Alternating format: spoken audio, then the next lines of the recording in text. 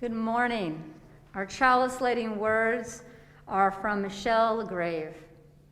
We gather together. We arrive as individuals, as couples, as families, as neighbors, as friends. We got here by walking, by biking, by riding, by driving, by connecting. We bring with us our joys and sorrows, our laughter and tears, our worries and fears, our questions and our beliefs, our ethics and our values.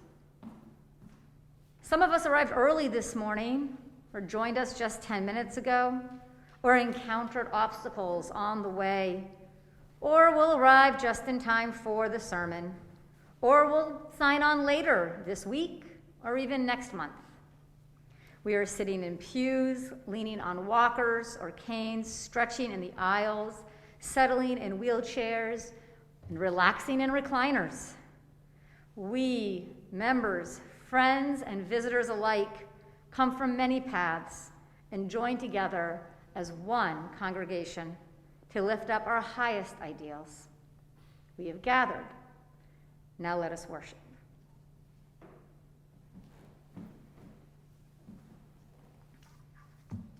I'm very excited. And I hope that those of you gathered here in the space are very excited. And those of you coming in from home, but with intentions to join us in this space in the coming weeks, will also be delighted. We are going to sing this morning. We are going to sing a hymn together in this sanctuary. And this is the first for me in this congregation, and Brad's so excited. So I invite you, whether you are at home and celebrating that this is happening in your church, or you are here to rise in body or in spirit, and join in singing hymn number 188, Come, Come, Whoever You Are.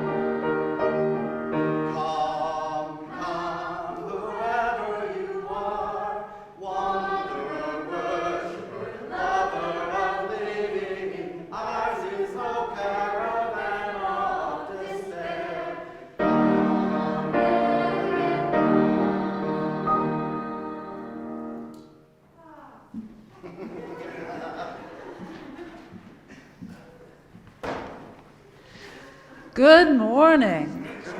Yeah, all right. Whoever you are and from wherever you have come, and whether you've been with us for many years or are joining us for the first time today, welcome to the First Parish in Bedford. Whether you are here in person or whether you are joining us on Zoom this morning, or joining us from somewhere else entirely other than your home, or watching on video later in the week, we are really glad that you are here with us. Whatever your gender, whatever your orientation, whatever your race or age or class, whatever your particular theological orientation, we are glad that you are here and you are welcome. Whether your heart is filled this morning with joy, or sorrow, or fear, or hope, or anxiety, or peace, or some complicated mix of some or all of the above, we are glad that you are here. Whoever you are, we welcome all who come in peace. I must say, it is an absolute delight to be here this morning with three-dimensional people. We have been worshiping with two-dimensional people with flat cutouts, which has been wonderful, and which is just not the same because they don't laugh and they don't respond and they don't say amen. They don't say good morning. They don't say hallelujah. They don't say anything. It's great to have you here. I just want to remind people who are home that we are now in the orange, according to COVID Act now. And as long as we are welcoming up to 60 people every Sunday in our sanctuary. So we are staying masked. We are singing masked. We are staying socially distant. But we are here together. And so I invite you in future weeks to consider signing up and joining us here in person. I have a couple of announcements for you this morning. First, an announcement from the Earth Connection team. Join us this afternoon at 1 for a Zoom-based book discussion of Section 4 of Braiding Sweetgrass. Whether or not you've read the book or attended previously, you are welcome. Check your email for a Zoom link sent by Corinne Dowd or Reverend Annie. March's Earth Connections program is a maple sugaring tour at the Ipswich Wildlife Sanctuary in Topsfield to learn about the sap to syrup making practice and learn how sugaring evolved from Native American practices to modern day. The hour-long program includes a naturalist-led walk, 2 groups of up to 15 people each, exploring the forest with maple trees, the collection of sap from maple tapping, the evaporation of it over a wood-burning evaporator in an open sugaring shack, and maple sugar sampling. A registration form was sent out by Corinne Dowd and will be sent out again. Registration is required, and there is a small fee that can be paid in our church office or by mail. Check your email for more details. And I understand that Lois has an announcement. No, you made it. I made it? Zoom for the sweetgrass discussion. Okay, just to re-emphasize that the discussion this afternoon is on Zoom, not in person. And finally, a reminder that the church office will be closed tomorrow for the President's Day holiday, but opening again on Tuesday.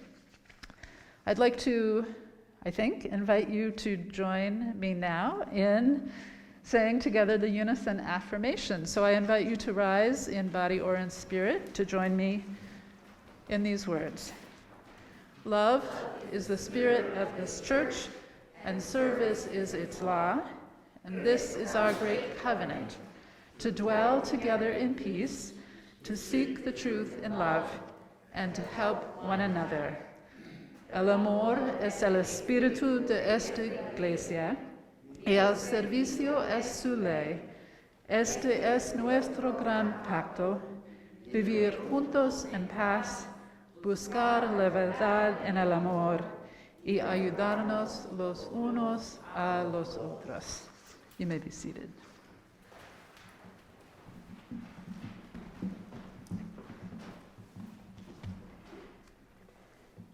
Annie and I are going to share a sample conversation between a couple imaginary people in an imaginary but very similar place like Massachusetts. And after we share this with you, we're going to invite you to talk amongst yourselves. And if you're on Zoom, you'll be put into a breakout room with a few people. If you are here, I invite you to turn to those that you can reasonably talk to, that you might be nearby to as well. And then we will be sharing out, as we feel comfortable, our thoughts on that process. So Annie, did you hear about the new groups at the after-school program to help kids connect with different cultures? Yes, I did. There's one for kids of immigrants, and it's becoming a great place for kids whose parents immigrated to our country to share their stories, support each other, strengthen their multiple identities. I know, it's really great. And my neighbor's kid, Jack, wanted to join because his friend Gabrielle was part of that group, but they said that Jack couldn't join because he wasn't really an immigrant's kid, which doesn't seem fair or make sense because, Jack's family isn't from here. They're from Korea. Oh, where are Jack's parents from? Oh, no, Jack's parents are from here. They've always lived in town. They were born at the same hospital Jack was, but Jack's grandparents came here from South Korea about, 60, 70 years ago. Oh, I see. What about Gabrielle? Well, Gabrielle's parents just came here from Albania about 10 years ago when Gabrielle was a toddler. Well, I think that makes sense why Jack wasn't going to be in the group and Gabrielle was, because it sounds like it's for kids of immigrants who came here themselves. Well, sure, but Jack can really relate to Gabrielle about so much from stories Jack's heard from his parents and his grandparents, and Jack just wants to share about his heritage. Well, I understand that because it is confusing. I think kids of recent immigrants probably have different things to talk about and different challenges than a family who's been here for a few generations. And different foods and different holidays are definitely one way that kids connect, but there's other things going on as well, navigating social services and languages and legal questions. Well, I just think Jack should be included. It's where his friend is, and why do they need to have a special group anyways? And isn't that kind of against what the after-school program is always talking about, including everybody for a stronger community? It's a very good question. So, our first question for Breakout is, do you think that Jack should be allowed into the group, even if he doesn't have the same exact experience as the other kids? How is this group inclusive if it's a group that some people can't join? So now we'll invite you into breakout rooms. The question that Annie just posed will be in the chat. And I'll say it one more time as well here in the space, which is, do you think Jack should be allowed to be part of this group, even if he's not exactly the same kind of immigrant family that Gabrielle's family is? And is a group inclusive if not everybody can join that group? So I invite you to talk amongst yourselves for about 5 minutes or so and head to the breakout rooms. Welcoming back our Zoom participants from their breakout rooms, and gonna let all you folks in here know that we're transitioning out. And what we would love is to hear some of your thoughts. Maybe you might not have answers to the question. Maybe you have more questions that came up when your group talked about how can we be inclusive if somebody's not allowed to join this group? How do we make those decisions about who gets to be where? Does it make a difference if you have a friend in that group already? Things like that. Is there anybody on Zoom who wants to share out, or anybody here in the sanctuary? If you want to share out in the sanctuary, I can just bring the microphone down there if you'd like, or you're welcome to come up here, whatever's comfortable for you. We would like you to be using the microphone so those on Zoom can hear you. Do we have anybody who wants to share out some of their thoughts from their group? Because I could call on somebody.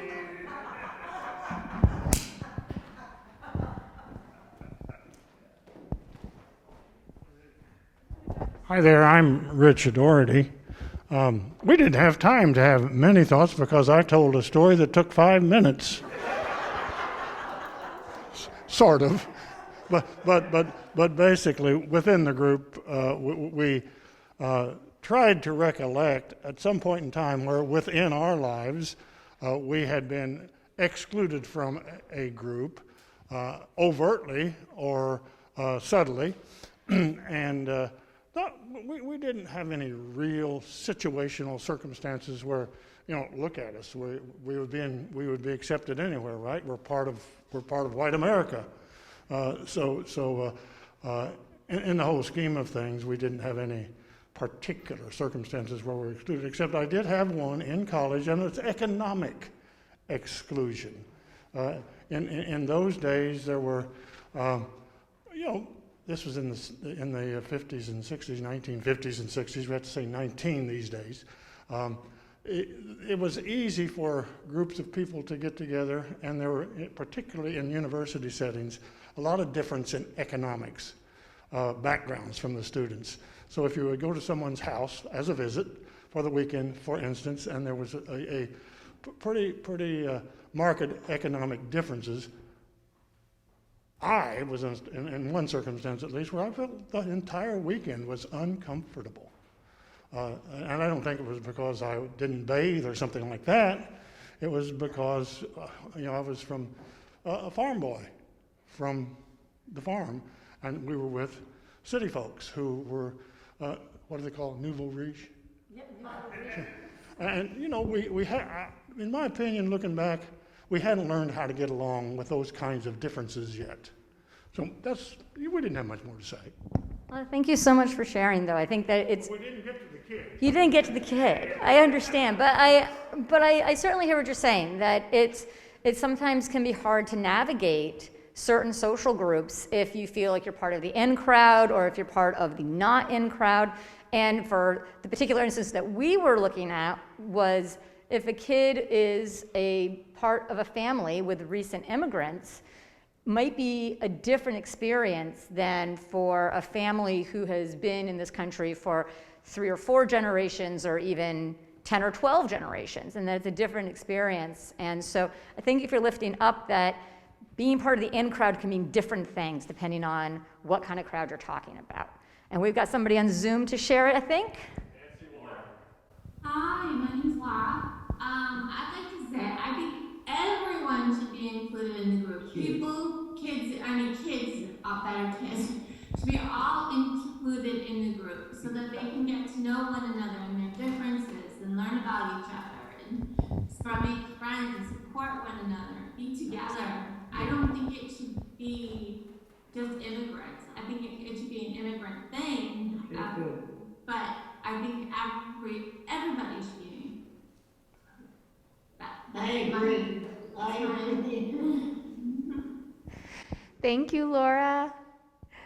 And hi, Nancy. It's great that we can connect across Zoom and in person. That's pretty neat.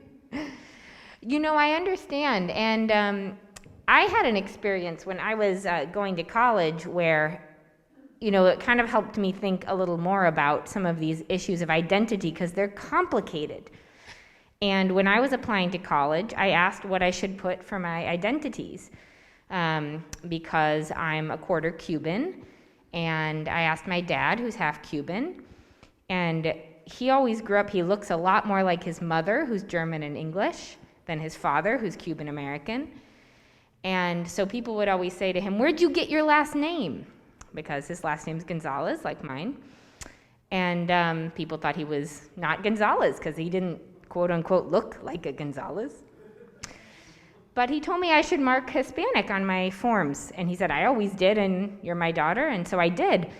And I was then invited to a weekend to check out the school I ended up attending that was particularly for students of color. And when I got there, I realized this was not for me, that I'm white and the experience I've had in the world based on how I look and who my parents are and speaking English fluently and growing up in the Midwest, I'd had a certain set of experiences. And those experiences didn't have a lot in common with the other students who were attending this special weekend. And everyone was kind to me, nobody was mean to me, but it made me realize, oh, this wasn't the right fit. And so that was an important lesson for me about how identities work in our culture, that it's not just about, you know, what your family's experience has been or something on paper. It's also about how you exist in the world and how you are experienced by other people. So that was a really interesting experience for me. Is there anybody else in this physical space who wishes to share some thoughts?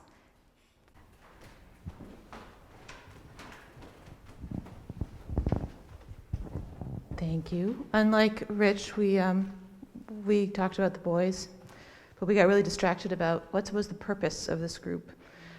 And I think we kind of finally concluded from the specifics that you gave that this would be a facilitated group, so there would be space for voices to be heard, and that was important, and that there should be space for both boys, because the point was to create opportunities for allies to be allies. But we really got distracted about this whole, what was the purpose of the group? And was it, we kind of got a little hung up on this whole conversation around services, and, we were a little bit too literal.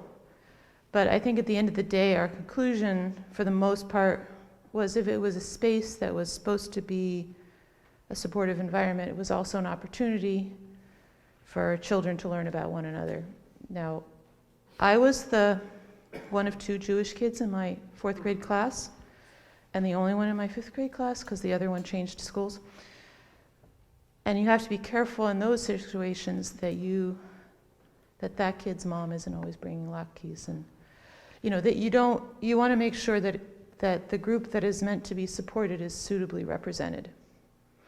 So that was my sort of take on that, not quite fitting in. That, and I really didn't understand the difference between Protestants and Catholics, but that's different. Well, some Protestants and Catholics don't understand the difference between Protestants and Catholics, so don't feel bad about that, Jen. It looks like we're having somebody else on the Zoom in a second. I do want to lift up one thing you said there about, being your mom being the only one expected to bring latkes. So you all know what my name is, Lisa Maria Andreoli Steinberg. My husband's the Steinberg. I'm not Jewish. So many times in the past 11 years, I have been yelled at for mispronouncing things in Hebrew by people because they think I'm a nice Jewish girl who doesn't know how to say things properly. I have been accused at school events as being the person ruining certain holiday traditions when it wasn't my kids saying things, but they assumed it was my family doing that because of what our name is. And frankly, given my line of work, I actually know more about being Jewish than my husband does, which is the kind of other interesting thing, because I've studied it. So it's always a question of where those identities line up and where does somebody belong, when is somebody othered, when somebody is othered in a way that is part of their identity or isn't part of their identity. How do we compare those things? So we have one more person on Zoom, and then we've got another person here inside the sanctuary as well. Yep, Maria. Hi, I'd like to speak from my own experience. First of all, I can definitely relate to what Lisa Marie was saying. My ex-husband is Jewish, and I had my name hyphenated for much of the time that we were married, and people in the town and in the school would often speak to me as though I were Jewish. There was reference on one memorable to me occasion of your holidays, in air quotes. I did not like that. I felt excluded. It was very unpleasant. Yeah. On another front, I'm part of a group of people who had a particular set of difficult life experiences. Those people are lifesavers for me and for everyone else in that group. I have many close friends, and it's very difficult for them to understand in the way that these other people do, because we have a common language of feeling and experience. I would not want to have someone in the group who didn't share those experiences. So I was a firm believer that young Jack should not join this particular group. Thank you.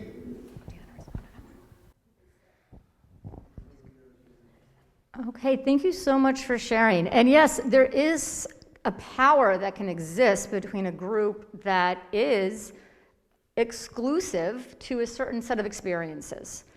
If you are somebody who has experienced a certain kind of trauma in your life that's very specific, then being part of a group where everybody there has had a similar experience as you have, you can sometimes feel more open and able to share and engage and process what's going on for you without having to translate it, if you will, from your experience to somebody having not had that experience of that. So those kinds of groups can be helpful, absolutely.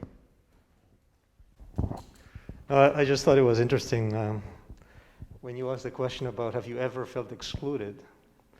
I think most people would say, hey, let's look at the person that is a minority. Maybe they felt excluded. And my answer to you was, I've never felt excluded. I was very surprised that you actually felt excluded, just from a stereotype perspective. And then what you said about the identity, I lived my life 1/3 in Canada, 1/3 in the States, and 1/3 in Peru, South America. I was born in Canada.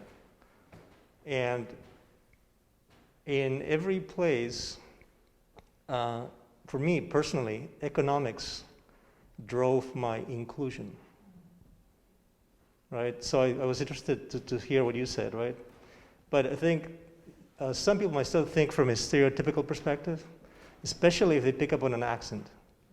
They might say, But I just go back to the economics part. I never felt excluded. So, anyhow.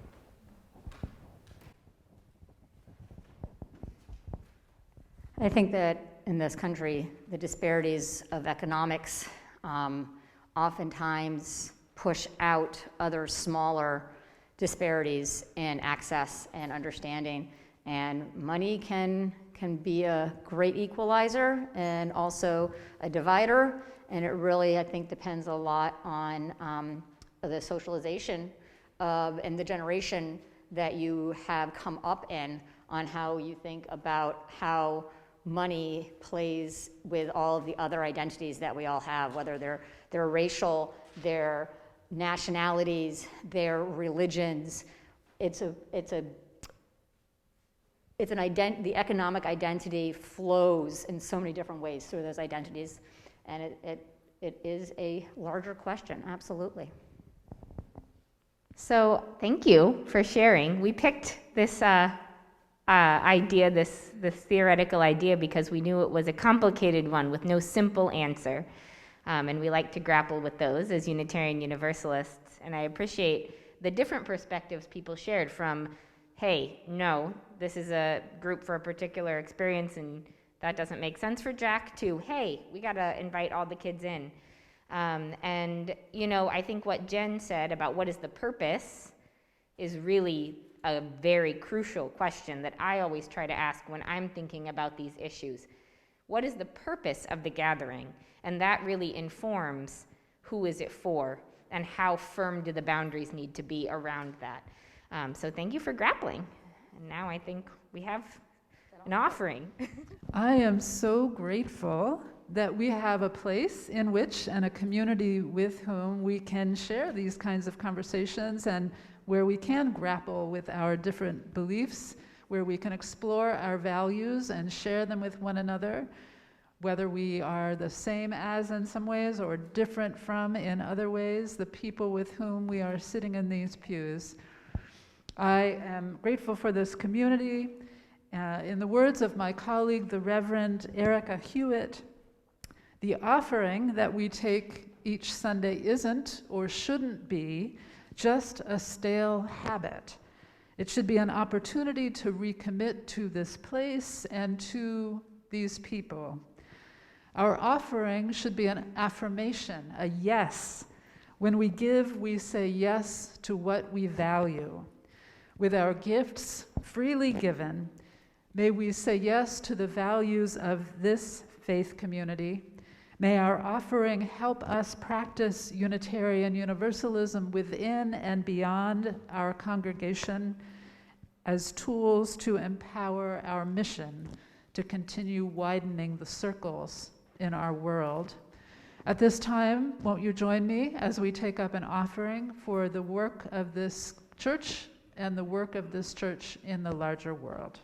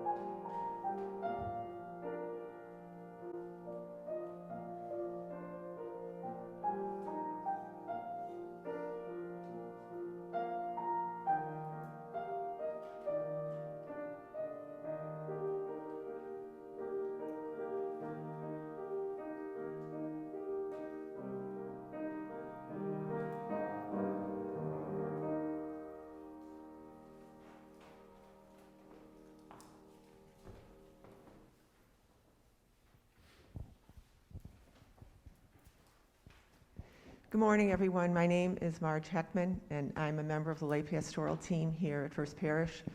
And at this time in the service, we invite anyone, both in the sanctuary and at home on Zoom, to light a candle of joy or concern.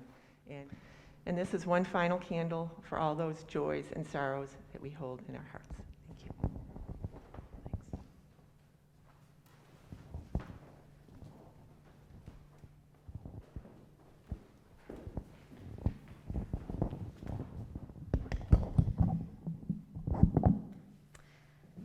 So, it sounds like that Gabrielle got to be part of the group, and Jack found another group, a different group to be part of, which is good because Gabrielle has really thrived being in a space where all of the other kids have really direct similar experiences that he does. But now I've heard that the group has to move all the way across the building from where they've been meeting, and they're really comfortable in the upstairs corner room, but apparently that room doesn't have sound equipment. And there's this new kid who joined Gabrielle's group. Her name's Julieta, and she uses hearing aids and needs everyone to talk into a microphone. So now they need to move everything across to the other room, and it just seems like a lot for one person. Well, it doesn't sound like that much of a problem. I mean, there's a lot of people. They can move the stuff into a new room. The group will be able to continue just in a new space. Well, but they can just talk louder. I mean, they're kids. They're loud. They can just do that. It's not that simple, though. People who have hearing difficulties, it isn't just about volume. Yelling can actually distort sounds and make it more difficult to understand.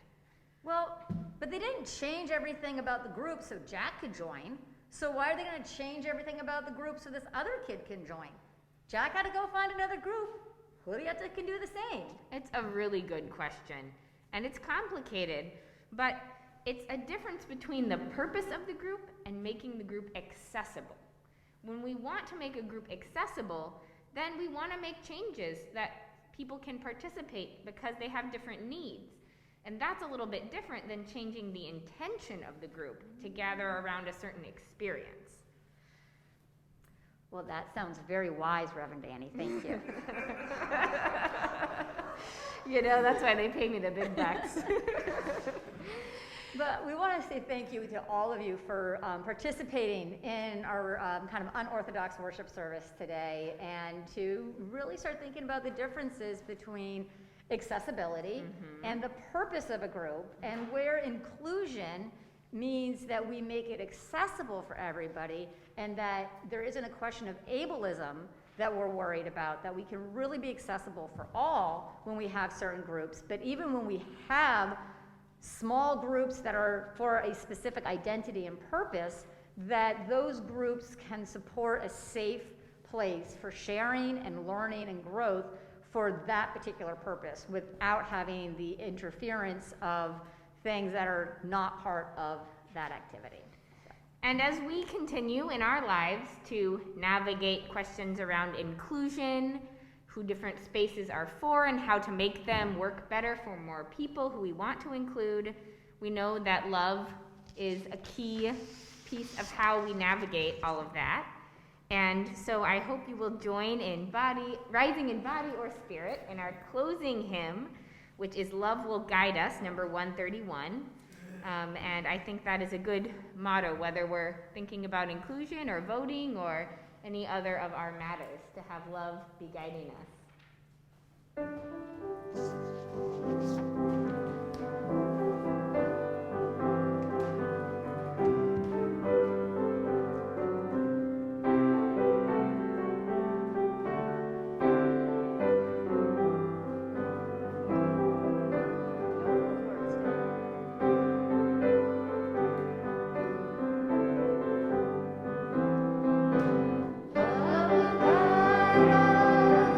Peace and guide us.